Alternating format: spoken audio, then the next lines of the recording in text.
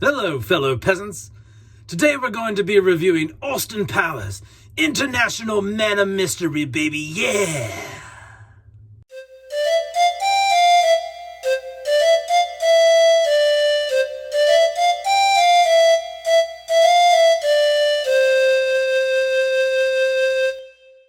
Alright guys, so I watched Austin Powers, International Man of Mystery.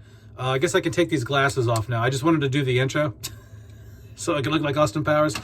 But Austin Powers came out in 1997. Stars Mike Myers, Elizabeth Hurley, and Robert Wagner.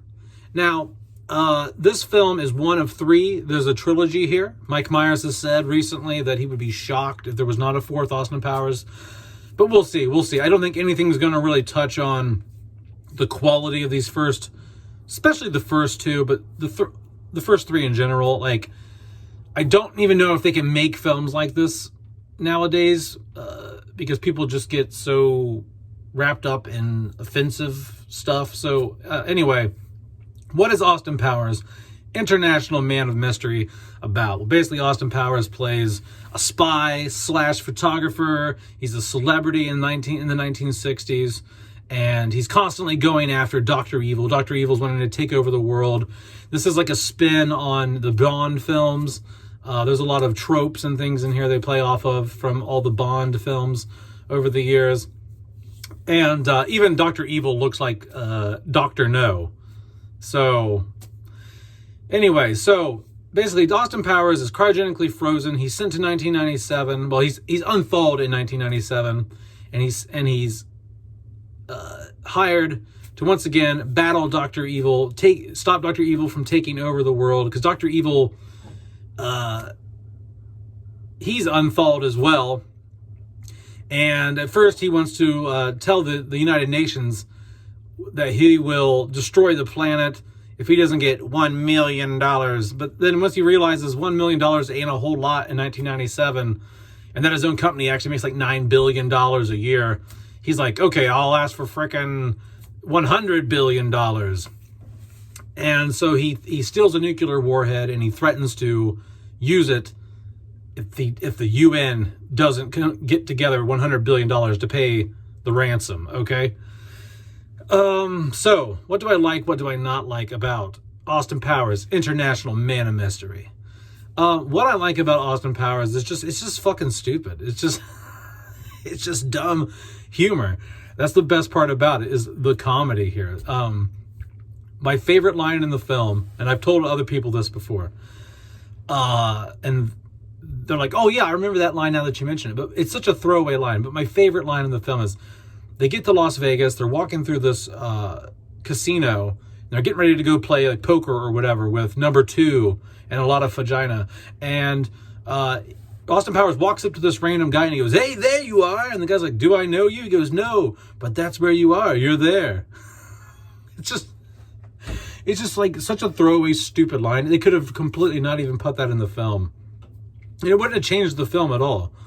Storyline wise, anything. But it's just so stupid. I'm glad it's there. Movies don't have that level of just dumbassery in them anymore. And I really miss that type of humor. Some of my other favorite lines are like back in like 1967 when they're at that party. And Austin Powers is like, this is my happening, baby, and it freaks me out, yeah. Like I don't know, like just stupid.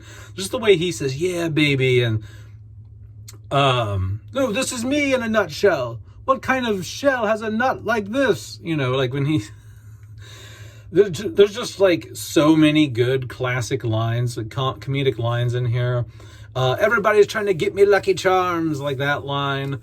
I mean, I could go on and on and on with all the really hilarious lines. And I think, was this Will Ferrell's first movie? I don't know. But he plays, I think, Mustafa in this movie, I think is his name. And that's another great scene where he gets tossed out of his chair down into the basement and he starts burning. He's like, oh my God, I'm burning. And it takes him forever to die. And they finally go down and shoot him. He's like, you shot me. And the scene's hilarious because he just takes forever to die. But anyway, I love the film because of its just stupid humor and how it plays on the tropes of like, why does the bad guy wait and do stupid things? Why doesn't the bad guy just kill the good guy? Like Scotty in this is like, look, I got a gun in my room. I'll just go get the gun and I'll shoot him in the head. I'll blow their brains out. And Dr. Evil's like, you just don't freaking get it, do you, Scotty? You just don't freaking get it. You know, because he's like, engage those unnecessarily slow dipping mechanism. Like, because that's what they do in movies. Every time there's a good guy, bad guy, especially like in those Bond type films or action films, it's almost like the bad guy goes out of his way to not like efficiently kill the good guy. You know? So I like that they make fun of that in here. The acting in here is great. The performances, the comedic timing is great. Mike Myers and Elizabeth Hurley have great chemistry on set. They do such a good job playing off one another. They did a great job casting her. What else? Just the overall like look of the film, like how colorful it is. I miss the look of 90s films. Like this film just has that bright, colorful look to it. I miss the look. And if you grew up in the 90s or you've watched enough 90s films, you'll know what I'm talking about. There is a 90s look to films. And I think a lot of times, this sounds really odd, but I think some of these like new 4Ks they come out with for 90s films, where they do like a new HDR grading and they do whatever, sometimes it really just kind of screws with the 90s vibe.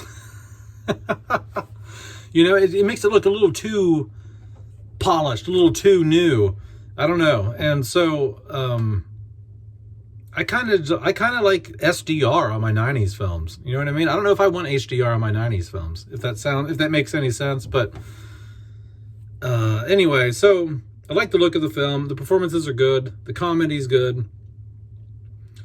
There's not really anything if there's one thing I don't like, so it would be that I didn't find the humor offensive, because I think this film, this day and age, certain things that are said and done could be taken to be offensive or whatever. I didn't get that at all. But some things just didn't age well, not because they're offensive, but just like they're not as funny as I thought they used to be, or funny as I used to think they were, I should say. I was just like, oh, that used to land a lot better, you know. It's not because it's offensive or nothing. It's just like, oh, that line was a lot funnier. But and maybe that's because I've seen the film so many times that because I'm expecting it, that it's a little dull, you know. But yeah, so that's the only really downside of this film, is some of the humor is I don't want to say outdated, but I just want to say it's like some of it just didn't land for me like it used to. Okay, so but that's it, guys. I really love Austin Powers International Man of Mystery. Fucking hilarious movie, man. One of the best comedies of all time, in my opinion. This is the first time I've seen this film tons and tons and tons of times. This is the first time, though, I have seen it in like maybe 10 years. So it was fun. It was fun to watch it.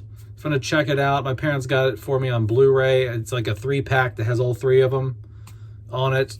So next up, I'll be doing Austin Powers, The Spy Who Shagged Me. So I'll be doing that review sometime later today or tomorrow. So check that out when it comes. But yeah, let me know down in the comments below what you think about Austin Powers, International Man of Mystery. Have a good one, peasants. Peace out. Bye-bye.